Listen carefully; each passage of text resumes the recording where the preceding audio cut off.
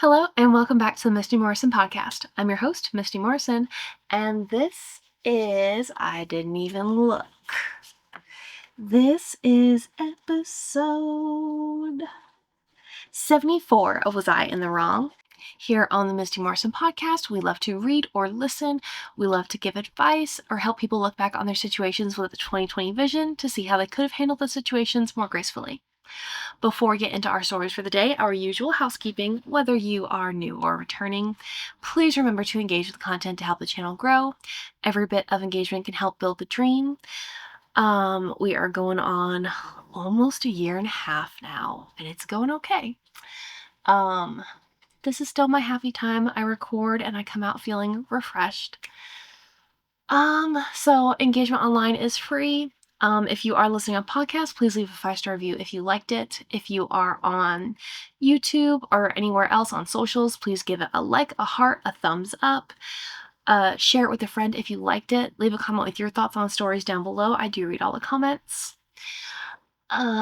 Subscribe for more and hit the bell icon to be notified every time I post a new video.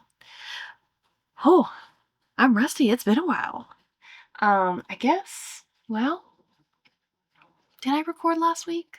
The last 4 episodes I recorded was the 2 weeks I was gone on trips, and then I had editing to do. Had post scheduled through my trips. Where's the calendar?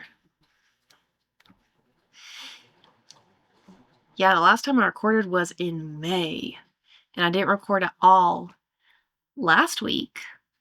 So, we're back. It is June. Beatrice has a new outfit on. She didn't put on too much. It's getting pretty hot. So yes, Beatrice officially has a name. And we have this little, you can't really see her from the camera angle, but we have this little chickadee. We need to work on a name for her. We'll come up with one. But they are sidekicks over here. So let's get right on into our stories for the day. Okay. Story number 1 is coming to us from r/AITA_relationships. AITA long distance relationships. Need some objective opinions. My partner and I are doing long distance, 6-hour flight plus 7-hour drive, after I decided to move back to my home state, something I've said I've wanted to do for 3 years now, and he chose not to come with me. A close friend of mine found out her mom doesn't have long left due to a cancer diagnosis and has planned her wedding for mid-May and invited my partner and I. I told him the story and invited him, and his response is that he thinks it's unfair because I was the one who chose to leave, and now he would have to use his holidays for it when he's already been there and would rather go somewhere new. I reminded him today, can you let me know as it's a few weeks away and it's someone else's wedding that she might be able to invite someone else if you can't come? And I get back, oh, if you don't want me to come, I won't, no big deal. It's only been a month since we last saw each other, but it's the first month of me being home, and he's not even willing to come see me or plan to come over. Backstory, I wanted to move home because if we want kids, I want to be around my mom and family for support as a mother. He was the one who initiated the long-distance relationship and just feels like he's expecting me to come back with my tail between my legs. AITA, or is it fair since I moved away? Let's see. This was short and I need so much more detail. You don't even say how long you guys have been together. You just say it's long distance, 6-hour flight, 7-hour drive. You've said you wanted to move back home for 3 years, but you didn't say how long you guys have been together. It really doesn't sound like you guys have been together very long from the fact that you've been talking about wanting to move back.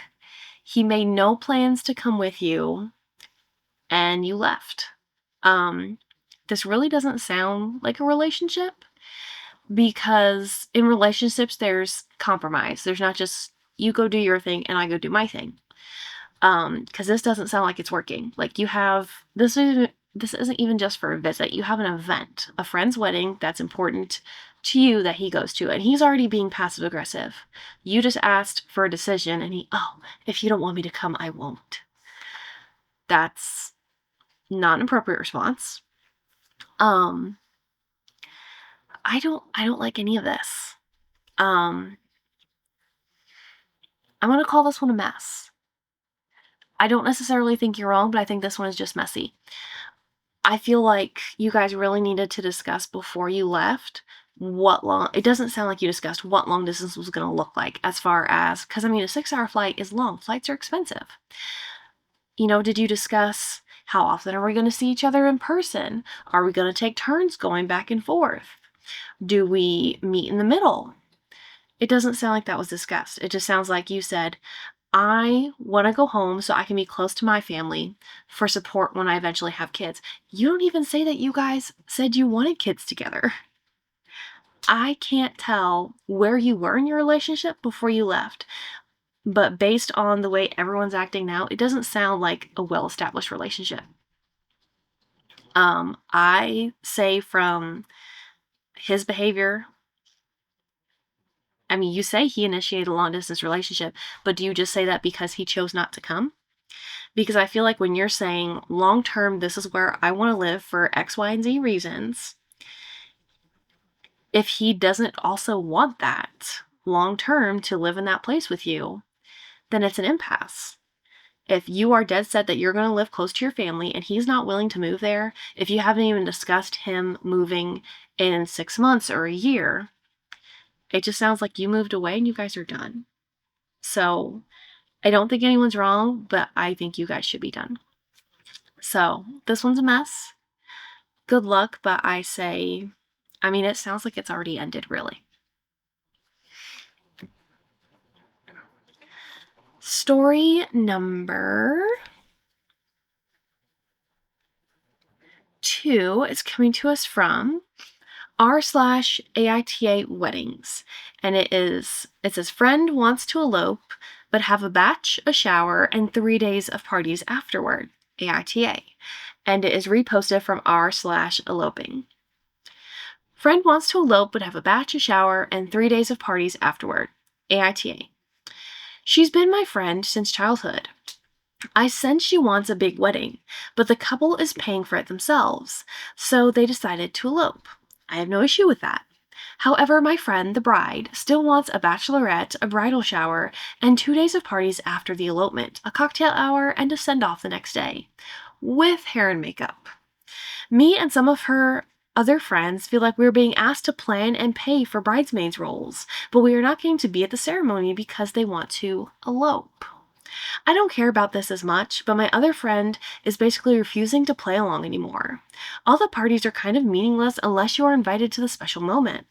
The profoundness of the ceremony grounds the extravagance that follows. I love that viewpoint. People on this thread seem to be okay with having an elopement and then a large party. I feel like I don't even know what elopement means anymore. I thought it meant you got married in partial or total secrecy, either to save money, hide from crappy family members, or both. Basically, I don't know what to do from a manners perspective. I feel like now all the women helping the bride are just resentful. We want to celebrate her, but we feel like she wants something that isn't fair. But also, I think the bride is calling her elopement by the wrong name. She wants a private ceremony, but all the perks of a big wedding. Are we assholes for not wanting to do all this work just to not be invited to the ceremony?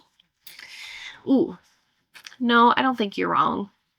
I would say you're right in the way that you're feeling. As far as what she's calling it, I don't consider this an elopement. And I may not be very clear on the terms either, but I don't consider this an elopement. In my mind, an elopement is not necessarily spur of the moment, but it could be spur of the moment. But like, people don't know beforehand that you guys are getting married. You just decide yourselves you want to get married. Sometimes it's because you want to go to a special destination to get married, or you just want it to be the two of you. For whatever reason, an elopement is just the two of you. You go somewhere special that means something both of you to get married, and nobody knows. You come back and you're like, we're married, surprise. To me, that's what an elopement is. This doesn't sound like that because she has told everyone. Everyone knows she's getting married and they're not getting invited to the ceremony. And And in my mind, an elopement doesn't include a bachelorette, a shower, and 3 days of parties. Yeah, I think you're right, because she's basically saying, hey, I want all these fancy parties. I want everyone else to plan it and pay for it. I don't want to put in the hard work of planning and paying for a wedding. So we'll just, we'll have our bachelorette and our shower and we'll skedaddle, go say our vows, and we'll come back and party with you guys. And you guys can send us off for our honeymoon. No, the big piece in the middle is missing. Yeah, and also, like, with the bachelorette and the shower and all the parties, I feel like if someone wants to surprise the bride and give her a bachelorette or a shower, that's great. If you're choosing to surprise someone, then the cost is your responsibility. But I feel like when the bride is saying, I want these parties and you're going to plan them for me, the bride should be responsible for paying for them. Because no one else decided, oh, we really want to do this for her. You said, I want this, and you're going to do it for me. Then you need to pay for it. Bride needs to pay. No, I'm not surprised you guys are resentful. This kind of sounds like a shitty situation. And if everyone backs out, I wouldn't blame them. It's a weird situation, but you're not wrong. Story number 3 is coming to us from r/am I the jerk? AITJ for not pressing my ex to tell me what's wrong. My ex, 33 male, and I, 36 female, still live together, though we are both moving out in about a month. Because of our history, things are very strained.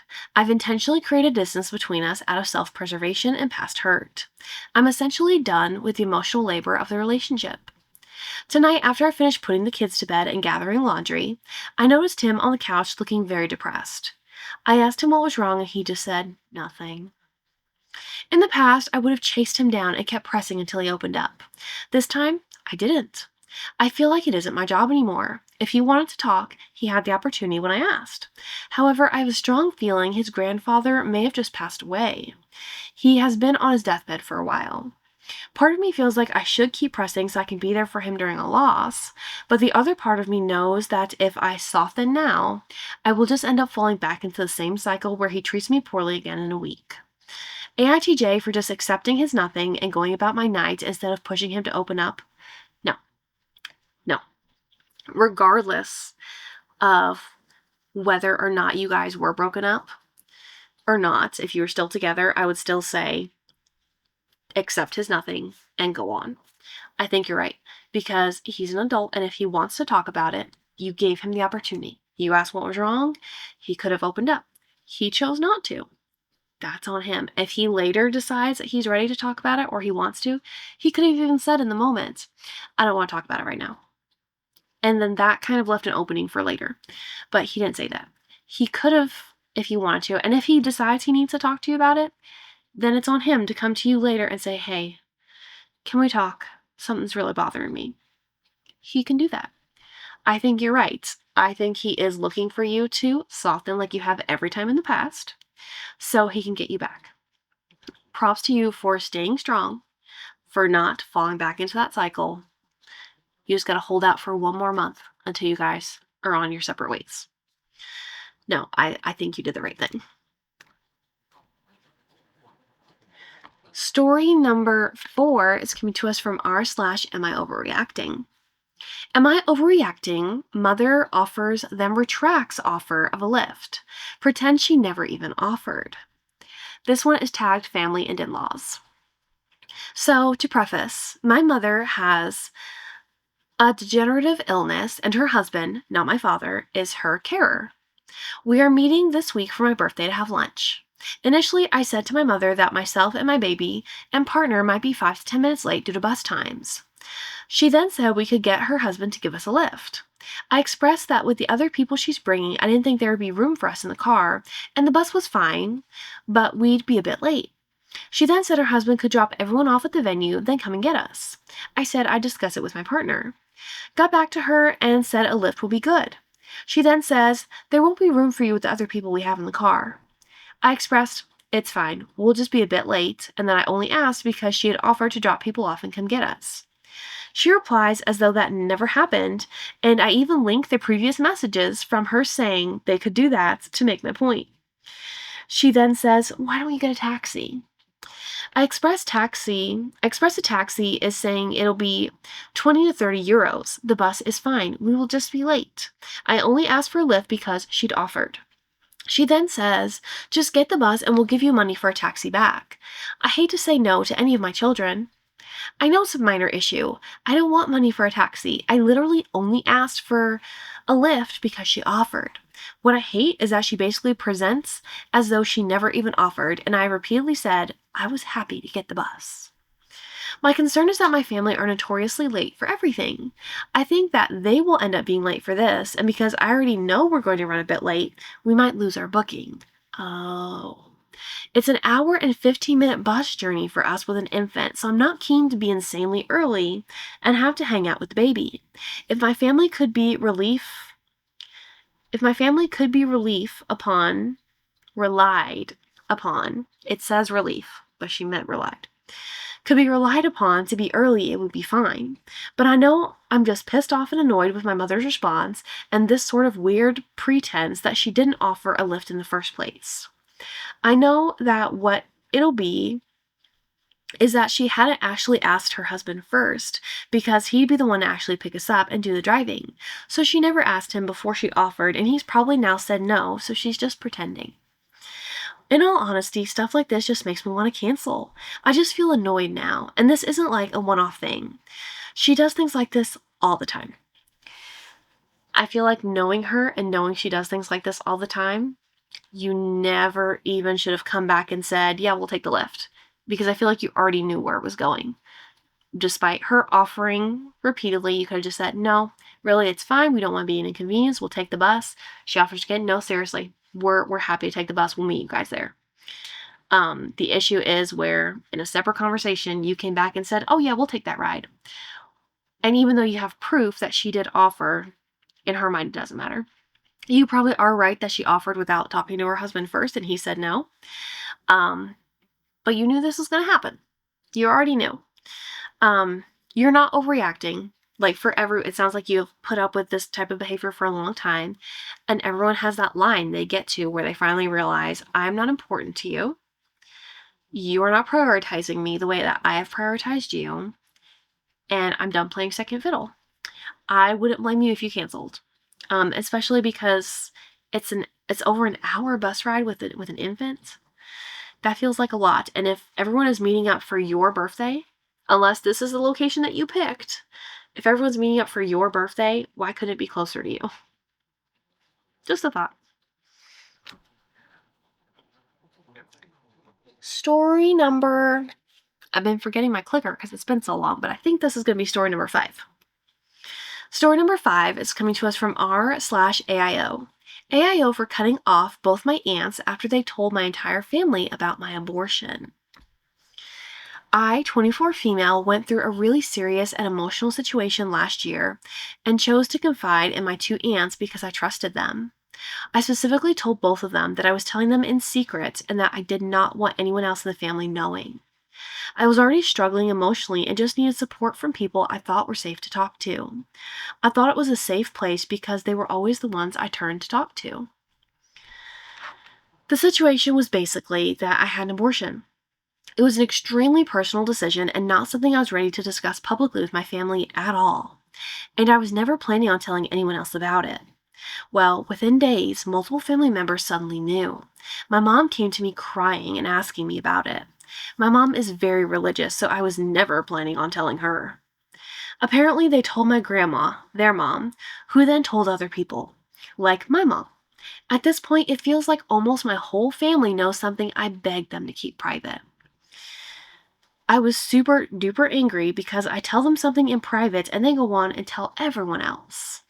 I confronted my aunts and they basically said they were just concerned about me, but I feel like that's not an excuse to betray my trust. I never asked them if they could tell anyone. Oh, they never asked me if they could tell anyone. They just did it. They even swore to me they wouldn't tell. One of the aunts didn't even reply to my text confronting her, and I haven't spoken to her since. I feel humiliated and honestly violated. I trusted them with one of the hardest moments of my life, and now I feel like I can never trust them again. Since then, I've stopped talking to both of them completely. One of them never even reached out to me after the whole ordeal, but honestly, I don't care. Some family members think I'm overreacting and says that family talks and that they were just worried about me. My mom says it's just how family is and how it's wrong for me to not talk to them or not want to see them. One of them is visiting next month and I don't plan on seeing them at all. My other family members think that I'm in the wrong and I'm just being petty. There's a huge difference between concern and exposing someone's deeply private medical situation after being explicitly told not to. AIO for cutting them off and never wanting to see or talk to them again? No, no, you are not overreacting. You are right. Um, Concern doesn't give you a license to spill the beans to literally everybody.